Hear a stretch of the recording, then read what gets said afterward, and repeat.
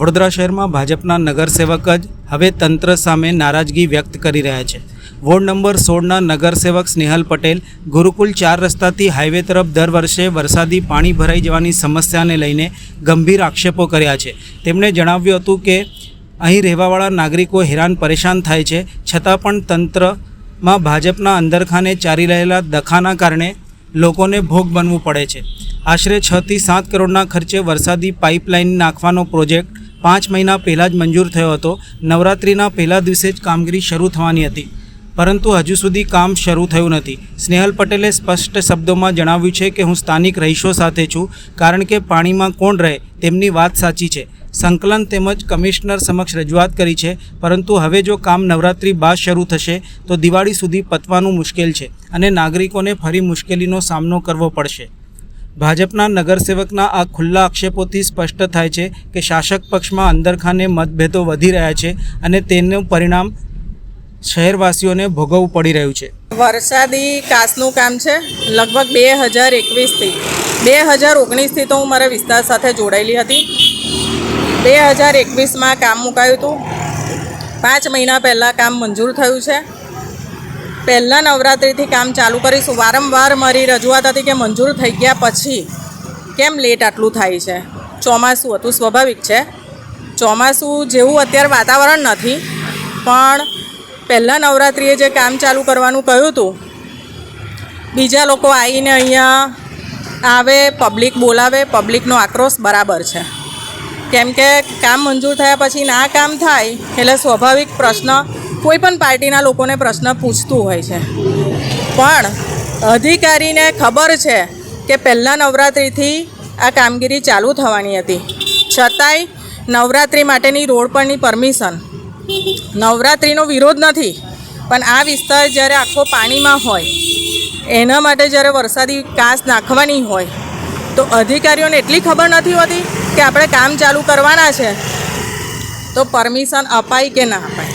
તો આપ માનો છો કે જે પ્રકારે ગત વર્ષે જે પૂરની પરિસ્થિતિ હતી, આ વખતે ભગવાન ન કરે આ પરિસ્થિતિ નથી આવી, તેમ છતાં પણ આ પ્રકારની અધિકારીઓ પોતાની મન આવડત કરી રહ્યા, તો શું માનવું છે? પ્રોજેક્ટમાંથી આ મોટું કામ લીધેલું છે, ગુરુકુળથી હાઈવે સીધું એટલે ઘણી બધી સોસાયટીઓને ફાયદો થવાનો છે। આ કામ પણ 6 મહિના ચાલવાનું છે, પણ મારું એવું કહેવું હતું કે વહેલું કામ ચાલુ કર્યું હોત તો કદાચ દિવાળી સુધીમાં કામ પતી જાત। હવે શું થશે, આ નવરાત્રિના 10 દિવસ નીકળી જશે, પછી દિવાળીની રજાઓ આવશે, એટલે બહુ જ લેટ થશે। એટલે પબ્લિકની વાત પણ બરાબર છે કે તમે મંજૂર થયા પછી કામ કેમ જલ્દી નથી કરતા। કેટલા લાખ કરોડના ખર્ચા કામ?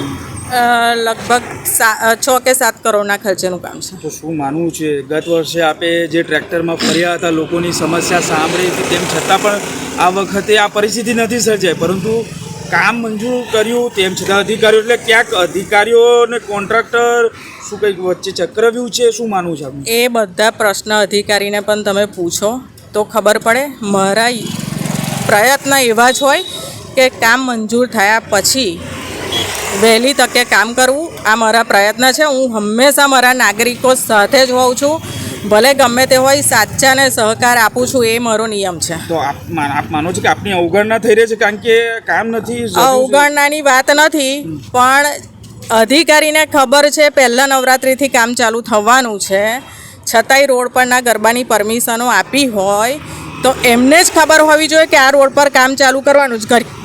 ઘણીવાર એવું થતું હોય છે, રોડ બનાવી દે પછી ખબર પડે કે હવે પાણીની લાઈન નાખવાની છે। એવું થયું છે કે તમને એવી ખબર નથી કે અહીંયા આપણે કામ ચાલુ કરવાના છે, એટલે પછી હમણાં 2 દિવસ પહેલાં કોઈક પાર્ટીવાળા જઈ અને સમાચાર, પબ્લિક તો ગમે તેને બોલાવે, પણ કામ કરવા માટે મારું પોતાનું પણ આમાં યોગદાન છે। તો માનો છો હવે કમિશનરશ્રીને આપ રજૂઆત કરશો કે આ અધિકારીઓ? કમિશનરશ્રીને જ રજૂઆત કર્યા પછી આ પાઇપો ઉતરી છે।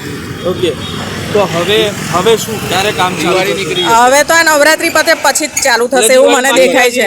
રજા આવી જશે દિવાળી, એટલે જ રજાઓ આવી જશે, એટલે તો મને ઉતાવળ હતી કે વહેલું કામ કરે તો અમારા નાગરિકોને રાહત થાય। આ મામલે હવે ઉપર સુધી રજૂઆત કરશો, કારણ કે આપ તો કરેલી જ છે રજૂઆતો, સંકલનમાં કરેલી જ છે। સંકલનમાં મેં લખાયું હતું જ કે આ કામ વહેલી તકે ચાલુ કરો, ત્યારે પણ લખાયું હતું। ડિલે કેમ કર્યું એ અધિકારીનો સ્વાભાવિક છે।